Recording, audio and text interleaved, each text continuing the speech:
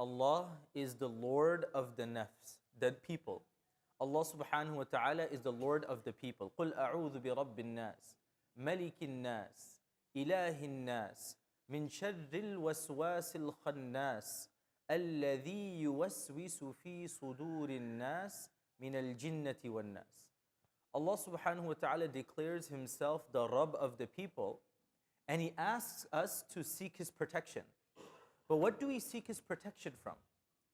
الَّذِي يُوَسْوِسُ فِي صُدُورِ النَّاسِ. We seek protection from that devil, from that shaitan that whispers, that khannas, that whispers into the hearts, the sudur. And why is it that the sudur is so important? Allah subhanahu wa ta'ala throughout the Quran describes 3 stages of the heart. There's an-nafs al-mutma'inna, an-nafs al-lawwama, and an-nafs al-ammara bis-su. We seek Allah's protection from the onslaught of shaitan in our hearts. Why? Because by our natural fitrah, we are born with an-nafs al-mutma'inna, a heart that is content with the decree of Allah. Itminan, Allah describes as Ya ayyatuha an-nafsul mutma'inna irji'i ila rabbiki radiyatan mardiyya. Return back to Allah subhanahu wa ta'ala. You are happy and Allah is happy with you. That nafs that we're brought up with, that mutma'inna, means whatever happens in my life, my first reaction is one of contentment.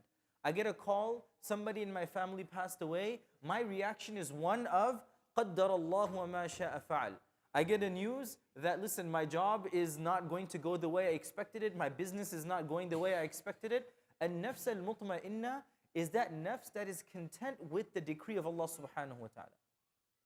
On the other end of the spectrum, we have an-nafs al-ammara bis-su. That nafs that is constantly directing me towards what is wrong.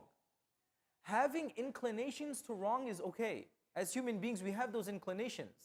But al-ammara bis-su means every waking moment of my life, my thought only thinks about, my mind only thinks about those things that are wrong. I'm conniving and planning how I can do this wrong, how I can watch that wrong, listen to this wrong, earn this wrong. All of my mind is preoccupied with what is haram. That's a nafs al-ammara bis-su. The middle level, Allah describes as an-nafs al-lawwama. What is nafs al-lawwama? And this is the stage and state that many people find themselves in. La yathbut ala hal. One day it's good, the other day it's bad. One day it's good, the other day it's bad. And as human beings, we should try our best to elevate to the status of an-nafs al-mutma'inna. Because that nafs al-mutma'inna is the one described as going to Jannah with the happiness of Allah subhanahu wa ta'ala. On the contrary, those who have an-nafs al-ammara bis-su, we need to work on ourselves. How do I know what nafs I have? Very simple. Whenever I see haram, what is my reaction? I'm walking in the store, my eyes fall on something, I'm listening to something. Does my heart find sweetness in the haram? Having a natural reaction is okay. But if I am enjoying it and I'm trying to indulge in it more, then that's a sign that there's something wrong with my nafs.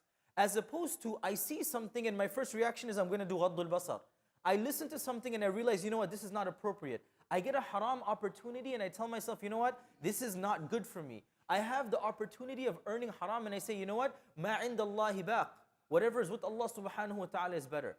That is an-nafs al-mutma'inna. And it requires effort, just like everything else. Our body requires effort, our nafs also requires effort. And to conclude, that's why Allah subhanahu wa ta'ala says, قَدْ أَفْلَحَ مَنْ زَكَّاهَا وَقَدْ خَابَ مَنْ دَسَّاهَا. Think of your heart as a slate, a clean slate. You know when a person paints, he has a canvas. قَدْ أَفْلَحَ مَنْ زَكَّاهَا.